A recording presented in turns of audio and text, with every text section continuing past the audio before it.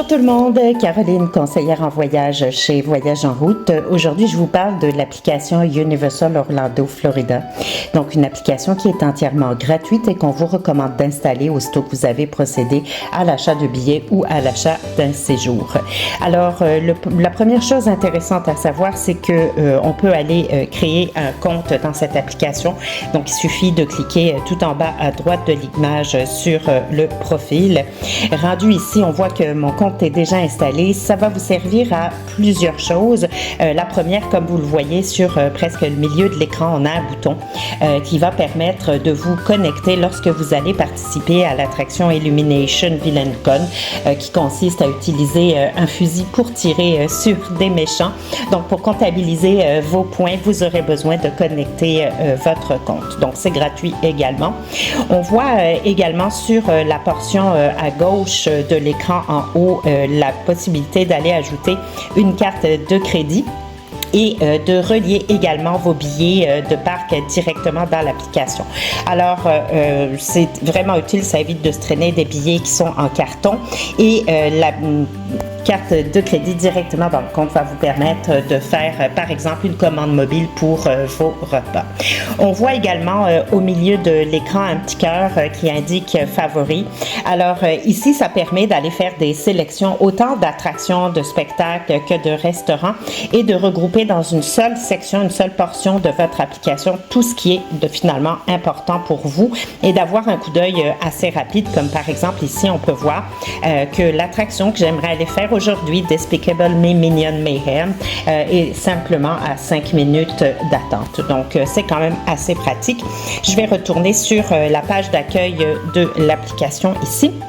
Au centre, bien intéressant d'aller vérifier les horaires d'ouverture des parcs. Donc, c'est très simple. Il suffit de choisir, par exemple, sa journée. Alors, on va dire, ça serait le 9 décembre. On remarque ici, donc, les ouvertures sont indiquées pour les deux parcs thématiques, le parc aquatique et City Walk. Évidemment, si vous avez réservé un séjour après le 22 mai, vous pourrez également, à un moment, voir les horaires d'ouverture pour le nouveau parc Epic Universe. Ici, on reste sur notre journée du 9 décembre. On remarque que vous avez peut-être accès au privilège de rentrer dans le parc thématique une heure avant l'ouverture. C'est un calendrier qui est fixé longtemps à l'avance par Universal. On peut voir ici que ce bénéfice concerne seulement le parc Island of Adventure pour la journée du 9 décembre.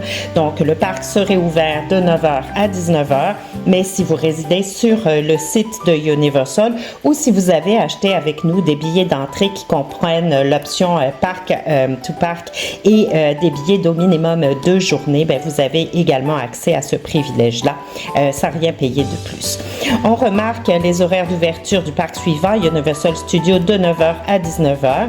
Et on remarque également que pour cette journée-là, le parc aquatique est fermé. C'est pas rare dans certaines dates de l'année où la météo est plus ou moins clémente qu'il y ait des horaires limités pour le parc aquatique. On remarquera également donc les horaires d'ouverture pour le parc City Walk de 8h à minuit. Ça, c'est assez standard, je dirais. Puis je rappelle qu'on n'a pas besoin de billets à proprement parler pour se rendre dans cette zone-là qui contient finalement quelques boutiques super intéressantes, de très bons restaurants et des coins pour des friandises incroyables. Je vais revenir sur la page d'accueil. On s'en va maintenant. Souvent, on va utiliser l'application pour trouver ce que l'on cherche. Par exemple, une attraction, la repérer sur la carte et surtout savoir combien il y a de temps d'attente pour cette attraction-là.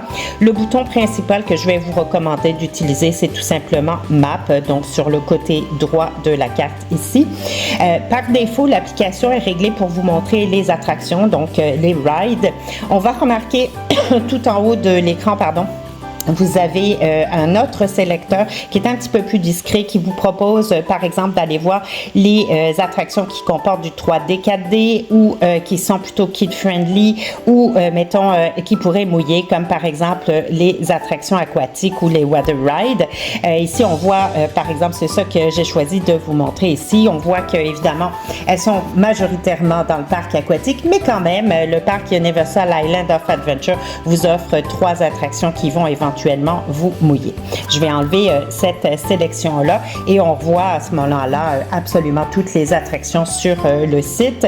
Le numéro que vous voyez à côté de chacun des parcs, c'est pas le temps d'attente, c'est le nombre d'attractions que chaque parc vous offre.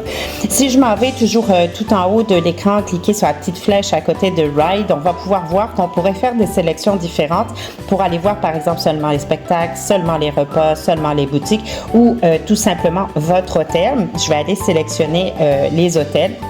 Donc, on les voit ici absolument partout sur la carte. On va se rendre dans la zone qui est tout en bas de mon image ici. On voit qu'il est écrit Universal Orlando and Resort. C'est bien important d'avoir cette sélection-là pour pouvoir afficher les hôtels. Si, par exemple, j'avais cliqué là-dessus, j'avais demandé pour le parc Universal Island of Adventure, montre-moi les hôtels. Évidemment, on n'en verrait pas à l'écran. Donc, ici, on va tout simplement conserver celui-ci. Et si vous avez un hôtel particulier, par exemple, si vous demeurez au Universal Endless, mettons, on va dire le Dockside, on peut aller cliquer sur cette sélection-là. Vous pourriez, par exemple, mettre dans vos favoris en allant sélectionner le petit cœur rouge qui est ici. Si je m'en viens sur les détails de cet hôtel, je vais pouvoir aller voir qu'est-ce que, éventuellement faire une réservation ou avoir le numéro de téléphone direct de mon hôtel, mais je vais pouvoir également aller voir qu'est-ce qui est au menu, à quelle heure ouvre le restaurant et avoir de l'information très précise par rapport à ce que je recherche. Je n'irai pas cliquer dans les détails du menu, mais c'est vraiment très simple pour aller voir ceci. Je vais sortir de ma sélection ici. Je vais aller cliquer à nouveau tout en haut sur le sélecteur pour les attractions et je vous emmène maintenant du côté du parc Island of Adventure. Alors ici, il me montre tout ce que je voudrais voir, tout ce qui est éventuellement à faire dans ce parc-là. J'ai agrandi l'image. Les icônes sont plus ou moins différentes selon ce que l'on recherche. Un moyen assez simple d'aller finalement voir tout ce qui est à faire, ça serait plutôt d'utiliser la liste qui se trouve tout en haut à droite de votre écran. Donc, on peut inverser, voir la liste ou voir la carte. Ici, moi, je trouve que c'est souvent un petit peu plus simple. On va remarquer que toutes les attractions sont sélectionnées et qu'il me présente actuellement les attractions du parc Universal Island of Adventure. Je pourrais donc faire défiler jusqu'à ce que je trouve l'attraction qui m'intéresse. Alors, par exemple, ici, on va choisir une attraction dans la section Harry Potter, Flight of the Hippogriff. On voit tout de suite qu'il y a 35 minutes d'attente. Je vais cliquer là-dessus. J'ai une belle image qui est bien, qui me permet d'identifier clairement que c'est un coaster, par exemple. Et je vois ici quelques informations supplémentaires. Donc, par exemple, s'il y a une grandeur minimum qui est imposée pour nos enfants. Et j'ai une possibilité super pratique pour organiser votre journée, c'est d'aller lui dire, écoute, 35 minutes d'attente, pour moi, c'est un petit peu too much. J'aimerais que tu le préviennes si, mettons, le temps d'attente descend en bas de 20 minutes. Comment je vais faire ça? Je vais juste en dessous du nom de l'attraction aller cliquer sur la petite cloche qui est ici. Je vais lui régler le minutaire à 20 minutes et je vais aller cliquer sur le petit bouton Set Alert. En passant, cette application est vraiment en anglais uniquement. Donc ici, on voit que mon petit logo de mon alarme est maintenant réglé. Je vais pouvoir à nouveau continuer à faire autre chose. Évidemment, j'aurais recommandé, si cette attraction est dans vos must-do, et je l'espère, elle est vraiment intéressante, j'aurais mis à ce moment-là un petit cœur rouge pour indiquer qu'elle est dans mes favoris et la retrouver par après plus facilement dans la section de mon profil qu'on a vu tout à l'heure, l'onglet favoris. Alors, je vais faire la même chose ici avec d'autres attractions. Par exemple, on voit ici à Grid Magical Creature Motorbike Adventure, sans surprise, 175 minutes d'attente. Le meilleur moment pour aller faire cette attraction, c'est souvent d'aller la faire directement dans votre privilège d'heure d'accès avant l'ouverture des parcs. Donc, c'est important de commencer par elle. Si vous avez plusieurs journées de parc qui sont prévues dans votre séjour, vous pourriez attitrer une attraction dans votre fameuse heure à chacune de vos journées. Ça pourrait être une attraction différente. Ici, par exemple, à Grid's Magical Creature, mais ça pourrait être également le Velocicoaster pour votre journée numéro 2, etc. Je vais ressortir de là. Au lieu d'être dans le sélecteur tout en haut à gauche de mon écran pour les attractions, je vais lui demander maintenant de me montrer les spectacles. Il y a quelques spectacles que j'aimerais ne pas manquer, puis je ne sais pas, par exemple, dans quel parc il se trouve ou à quelle heure ça va jouer et surtout, je ne voudrais pas le manquer. Alors, mettons que l'on prenne, par exemple, ici, un spectacle qui est de saison. Hein. On fait cette vidéo à la fin du mois de novembre, donc ça concerne la partie pour les fêtes. Ici, je vois un spectacle avec le Grinch qui m'intéresserait vraiment beaucoup. Donc, je vais aller cliquer là-dessus.